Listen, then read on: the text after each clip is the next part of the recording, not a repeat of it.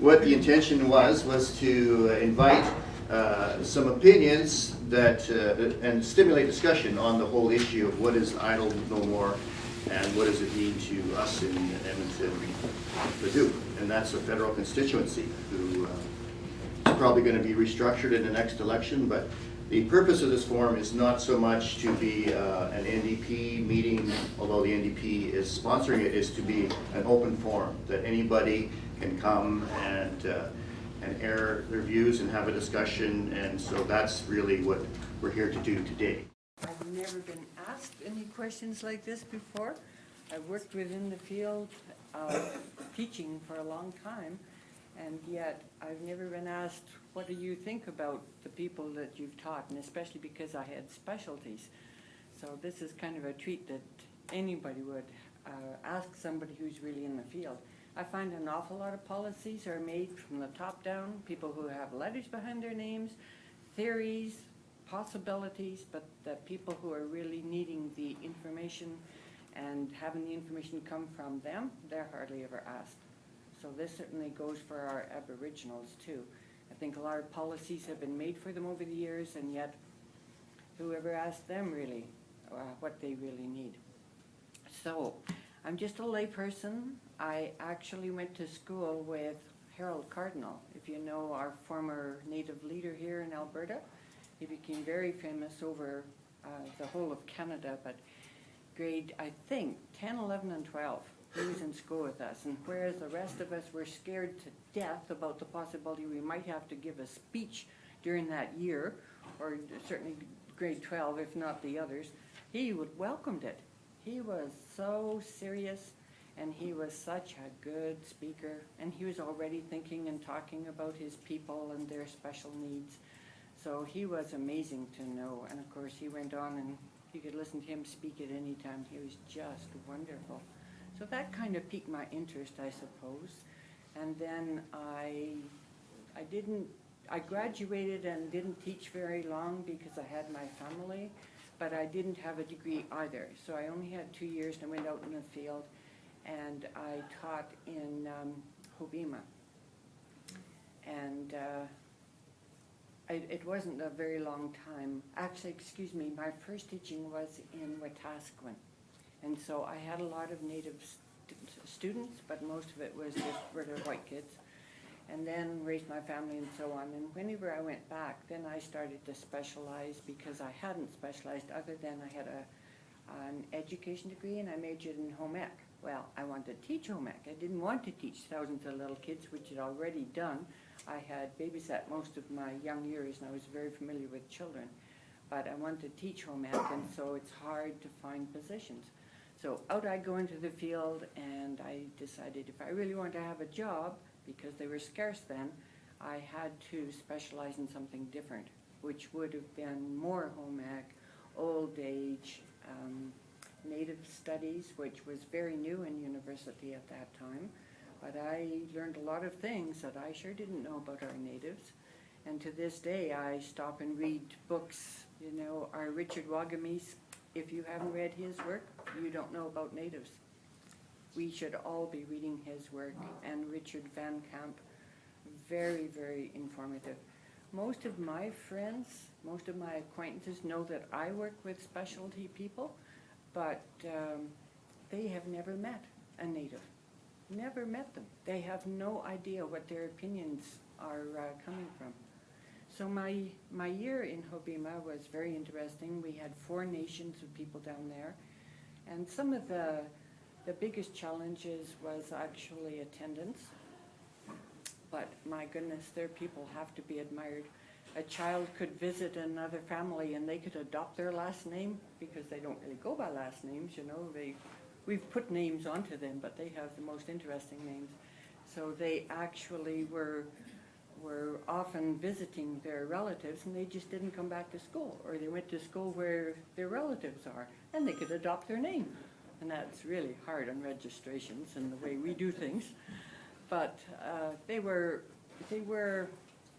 very, very responsive to anything that was taught to them. It was lovely to be with these folks to teach them, but I was so busy. I was teaching grades 7 and 8 as well as home ec.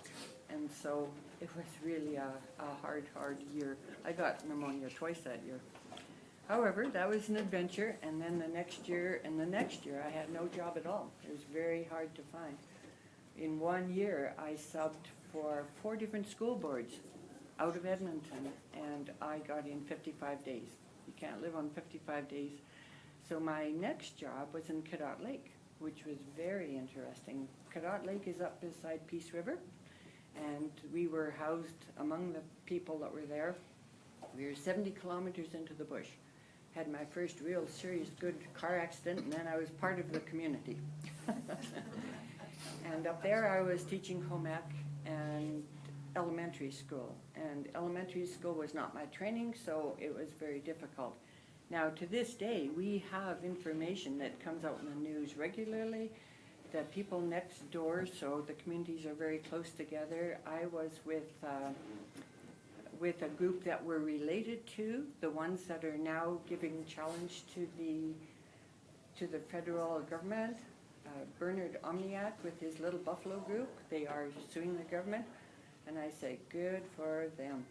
That group has held off all of the government peoples across Canada. You know, it's unbelievable that they could do that. He's held out. His group was related to the group that I taught with at Cadott Lake. And so the group I was with, they broke away. And the group that I had taught, they actually have signed a treaty, and they got quite a bit of money from the government. They built a brand new school, and so they are called Woodland Cree now. Whereas next door, Bernard Omniak and his group, they still don't have a treaty. It's really, really interesting. So I had that, and I haven't been teaching in that area for quite a while. I was a long ways away from my home. I had to have 3 homes the year that I was up at Cadott Lake. But whenever I was at Hobima, one of the statements that was kind of stated around among the teachers and so on was that these people were taken off of their horses and put into Cadillacs. And you know, it is kind of a true thing. They were very lovely people. They had a total way of life. And then the white people came and they told them they can't do this, they can't do that. And oh my gosh, there's where this, with this author, Richard Wagamoose, is just unbelievable. He tells it the way it is. So if you don't know what actually went on with the natives in the 4 times, you really need to read this work and find out what they actually went through and what they're still going through. So nowadays, I teach immigrants here in Edmonton, and it's really a very similar story, because these people come from places where a lot of these folks have never been to school. And here we are telling them to write stuff out, read, and do things, and this is foreign to them. So there's an awful lot of people amongst those of us who are average Canadians who have real special needs, and it's very hard for them to grasp everything. But our natives have it all together, and we just haven't borrowed enough from them. They have known how to eat, they've known how to medicate themselves, they know how to live, and we told them that it was all wrong and they have to do otherwise. So they really had lots of challenges, I have to say. So among the people that I know, again, they don't really know what I do or the people I know, and they don't know about our Aboriginals at all. Honest to goodness, this is the actual fact. I have a lady friend, she's an intelligent lady, but she doesn't care about what goes on in the world, the news. She just doesn't keep up with things. And she asked me not long ago, Colleen, why do these people, and she's referring to our natives who are having these idle no more situations going on, she says, why are they worried about whether we use our cars or not? She was equating this with idling cars. That's how much she knows about our natives. You know, it's really sad. So, we find the same when we talk to people. oh, yeah. You know, if you've never met a native, what do you know about them, you know? But I have Well, there's a every... newspaper out, it's about this big, and it's got a girl in it, half naked, and that's what people know about natives. I know. If they haven't met them, they don't know them. If I'm in a room with anybody who has 1% of Aboriginal blood in them, my gosh, I am at peace. They are such peaceable, wonderful people. They have so much that we could learn from them, and here we are still trying to tell them how to do things, and they have to do it our way. Look at our poor Inuit. Oh my goodness, they had it all together. We couldn't survive up in their country, but they had it together. They did everything. We came up there and criticized them to death. We told them they have to have money now. They have to pay to be on the land that they took care of. Technically, our Aboriginals do not believe in owning land. We've forced them into owning land type of situations. The land belongs to everyone, and they're willing to share it with everyone. And where are we now? We're telling them that they have to sign this, they have to sign that, we have to have money involved, they have to have an income, they have to pay income taxes. My gosh, where do you get an income when you live up in the wild north where it's so cold none of us want to go outside, but they live out there and they know how to do it. So we haven't learned enough from our Aboriginals for sure. I traveled last year a little bit, and I was in Australia and New Zealand, and it was really interesting. The little bit of information I could get out of people. The Aboriginals in Australia seem to be invisible. Most people have never met one of them. They don't see them. They don't integrate with them. You know, the white people, the Aboriginals are aside, and you rarely see them at all. And in New Zealand, the Maori, they have an awful lot of conditions, just like our natives do here. I feel that our people could step into their moccasins and vice versa. Their languages even sound a lot the same. It's lovely to see. And they are trying to recap their importance in life too, in society. So they're I think, succeeding more than many. But too often it's the natives of a land that are not given enough credit. And we shove them aside and we tell them how to do things. It's a great pity. So I think the Idle No More movement is a very good thing. Started by women, right? Mm-hmm. Women know where it's at. Too often we've let the men do the talking, but the women know where it's at, and they could do an awful lot if we could have more women having more leadership. And to be the ones who teach and to be the ones who educate about our side of the story in this land. And it really is important because the treaties are being attacked at this time, and we're doing everything we can to keep those treaties in place. And what I tell people is the reason we're doing that is because we are the land keepers and water keepers. We look at that as a sacred responsibility. And that is one of the reasons Idle No More came to be, when we understood that land and water was being affected and being devastated in unbelievable ways. And we were neglecting ourselves to take care of the water and the land as we were given that responsibility many years ago, prior to any kind of contact with Europeans. So it's, and the pipe ceremony that took place many years ago to bring the first treaty into place, there's 11 treaties today, but the first treaty was within a pipe ceremony, and it was to live in harmony, and it was to live together in peacefulness, and it was an agreement to do so. But it was also in the understanding that the land was not owned. The government of Canada did not own the land, it leased the land. And therefore that's why all these different monies going out to the Indigenous people of the land. But it's also coming back to they needed to consult with us with different things that they're doing. So now the Idle No More movement has said we're the grassroots people who are going to be the voice of the people, and we're inviting other nations to be with us, because it is your children, your grandchildren, who are going to be affected by the devastation of what's going on with this government that is continually like a big monster consuming everything and making that a priority. It's really amazing how we as people have been sort of taking it for granted that everything that's here in abundance, the air, the water, the land, all that is going to be around forever if we just keep gobbling it up. And the reality is it won't be. And if you look at tar sands up north with Fort McMurray, you'll see the devastation. If you ever Google that, if you're ever on internet, or if you get pictures of it, you'll see the devastation that has taken place, and it's unbelievable what's being done. And right across the land, people with Idle No More are opposing any type of pipeline growth without pipelines being put, we call it the black snake, being put in place without consultation, which they, by law, international law, must consult with the Aboriginal Indigenous people of this land. And it's not that we say we own the land, but we were here first. And we are still here. We're not history, although people treat us and talk about us as if it was long ago we were not here. When I go down to Fort Edmonton Park, I look there and I go, well, what happened? You know, you see them in the first part of the park, where the fort is, and then you go walking along to the other eras, and it's like we disappeared. And when I addressed that with the city, they said, well, we don't have enough volunteers for this and that. There was every excuse. And I said, but the reality is, if you're going to portray a history, you need to portray an accurate history. That is really important. And, you know, Fort Edmonton Park is a beautiful park. Many people from all over the world come here. And that's one of the things that they have noticed is, where's the natives? What happened to them? Are they gone? No, we're all here. We're still here, but we're a silent voice.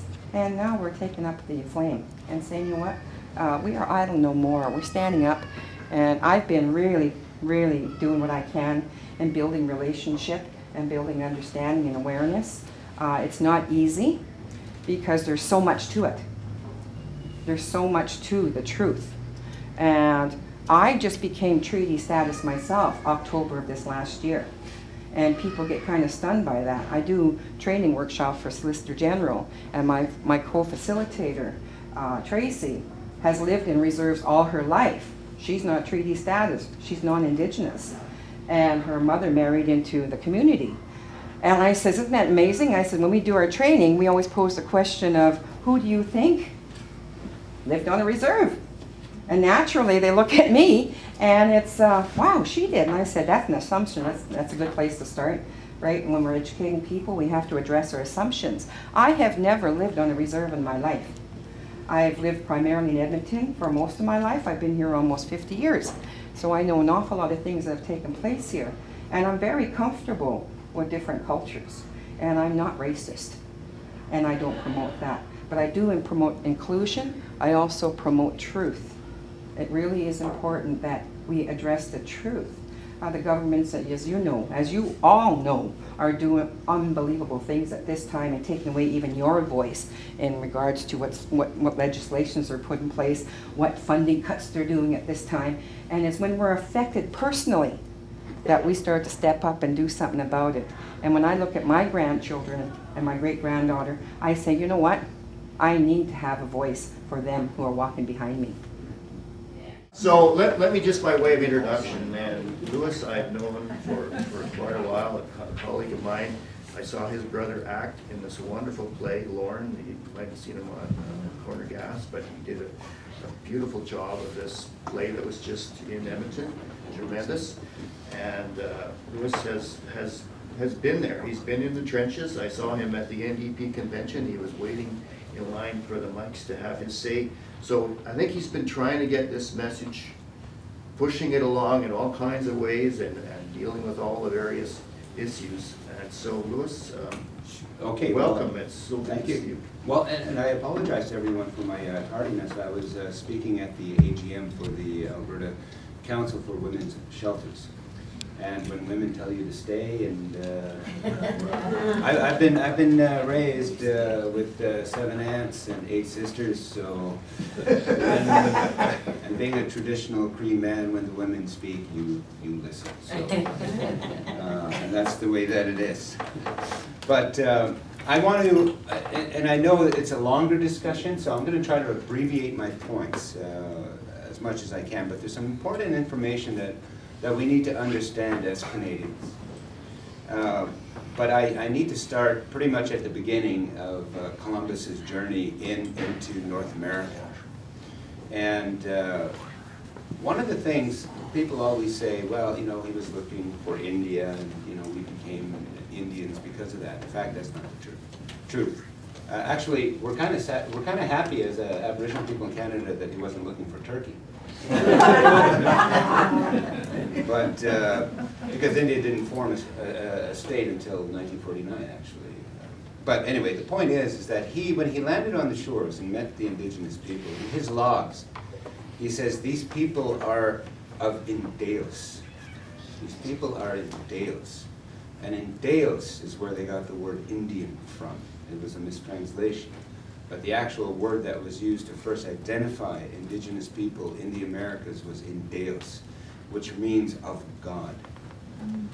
They were selfless, they presented gifts, they gave things right off of their back and right off of their neck to present gifts to the newcomers. And that is a story that had carried itself out from 1492 on up into Canada when Cartier and Caboto were coming up the St. Lawrence River and discovering this place.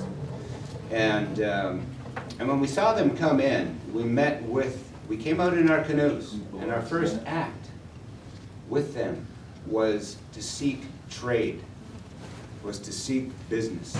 We came out with our finest materials, our textiles, and we offered them in trade to the Europeans. That is a foundational part of indigenous traditions. We are not just tree-hugging, water-loving, peace-loving people. That is true, but we're also business people, and we have traditions of business and trade that is ceremonial as well as practical. So when it was first asked of these indigenous people that canoed out to these big canoes, the question is asked, well, what do you call this place? What is this place? And the response was, Kanata. Kanata is where we get the word Canada from. And Canada, Kanata, comes from the Cree word Kanatan, which means a clean place or a pure place. The thing with indigenous languages is that they're verb-based. And when we talk about Kanata, or Kanatan, or Kanata, we are talking about the action of making pure. So the connotation, or the direct definition of Canada is a clean, pure place. The connotation of it is a sacred place. So, what does that have to do with verbs? Well, it is an action. That means that Canada, in fact, is a verb. As Leroy Littlebear, one of our great indigenous scholars, says, English is noun sense. Words there, he's a pretty funny guy. But, and when we talk about Kanata, it is the process that each of us have, and also collectively have, in ensuring that to achieve sacredness, you must have your relationships in order. Not only amongst the people that you share the planet with, but you also have to have your relationships in order with the environment. You have to have your relationships in order with yourself, your inner work. You also have to have relationships in order with the cosmos and your ancestors. And all these are governed by ceremonies that help us maintain a concept of balance and harmony within the environment that we have. So as Canadians, we have to re-see what that word means for us. As Canadians, we are Kanata. We are working towards maintaining those relationships. So we always have to continue to work forward to maintaining positive and balanced relationships. So for over 200 years, the relationship between indigenous people and the newcomers was rather mutually beneficial. Now, relationships existed that were negative. There were negative things happening, but that is the constant in human relations, and we can't get away from that no matter where you're from. But indigenous people had utilized ceremonies and processes of seeking balance and harmony amongst frayed, fractured, and even broken relationships. And that is through our ceremonies. We had very complex traditions of governance. We had treaty-making processes that were not made at the end of protracted war or conflict. They were made before conflict came. And all these peace treaties were based on peace and friendship before conflict would start. A set of ground rules and principles that would bind together the newcomers and other indigenous nations. The Confederacy of the Iroquois is a prime example of how you still maintain your identity and autonomy as a people, but live within a construct of peaceful relations. That is the core and the heart of indigenous relations across Canada, historically. Things changed in 1812, which is an interesting date. 1812, as we know, was the War of 1812. A couple things came out of that that were really quite profound. The first thing is that When the United States decided they wanted to walk into Canada, or march into Canada, or invade Canada, it was the Indigenous warriors, sworn to their treaties and their commitments to the English and the French to defend Canada from this incursion. They raised the battle cry. They sent their warriors and pushed back the Americans. They pushed them back past Detroit. For good measure, they burned down Detroit too. But because they believed that the relationship that they have, these treaties are not just legal agreements, land agreements, or business agreements. They are a covenant, a sacred covenant witnessed by the Creator. And it is something that we cannot simply forget about or walk away from. The principles of those relationships still exist today. So in 1812, the Indigenous people raised the battle cry saying the Americans are coming, and held them off until they can get more troops from Europe, because they were fighting Napoleon at the time. There were only 5,000 stationed troops in Canada. It was the Indigenous people that stopped that incursion. So when after the war, and it's no mistake that in 2012, exactly 200 years later, it's Indigenous women that have raised their voice and said, we are being invaded again. And not only are we as Indigenous people being crippled by this invasion, but it is all Canadians. It is Canadians' responsibility to stand up and defend their democracy and what they feel is right. Indigenous people, we have particular issues that are being undermined, taken away, and destroyed. The very principles of Kanata, the very principles of the foundations of our treaties are being undermined. So, the women raised the battle cry in 2012, again, to raise awareness to Canadians that what we hold dear is at stake. After the War of 1812, two things were born. One was Canada. Canada was born as a nation. The second thing that was born was the Indian problem. Now the issue with that is that we thought things were going pretty good for a while. We had treaties, we were living through these right relations, everything was positive. But don't let anybody tell you that the struggle with Indigenous people is that, or the struggle of the whole history of Indigenous people, is simply that of a clash of civilizations. That's a fallacy. The real underlying issue is economics and money. The relevance of Indigenous people at the time was that we built this nation carrying out the furs on our back for 200 years, making a lot of people rich and also living beneficially off of it. The principles that were broken out of that were, again, our relationship issues. But what happened was we became irrelevant in 1812. Since Canada was fairly secure in a military political reality, what happened is that Indigenous people suddenly became an issue. They were in the way. We want to get to that land, but we need to get to it. Thank God, and our ancestors, that there was something called the World Proclamation in 1763 that recognized Indigenous title, or Aboriginal title. It recognized Indigenous peoples as nations, and that the federal government, or at the time the Crown of Great Britain, had to negotiate with Indigenous nations in order to access the lands. That was the law of international law at the time, is that in order to prove legitimacy as a nation state, you have to treat with the Indigenous people, and the Indigenous people are nations. It's nation-to-nation relationships. Then the treaty process really started to go. But also attitudes started to shift after 1812, and you can measure it date by date. When they realized, okay, well, Indigenous people are getting in the way of our progress. They're sitting on land and resources that we will need to build Canada. Enter the treaty-making process in order to develop the extension of Canada. Simultaneously, what you see happening is while these Indigenous nation-to-nation treaties, which is the bedrock of Canadian law and jurisprudence in Canada, were being created, another strategy was being developed, and it's called Indian Affairs. In 1840, right around there, you start to see the development of very racistly driven policies with one clear goal, is to remove Indigenous people's claim, title, and presence away from the natural resources. They created the reserve system. They started to develop policy that has scattered all throughout various governments and departments. And in 1857, they created this thing called the Gradual Civilization Act.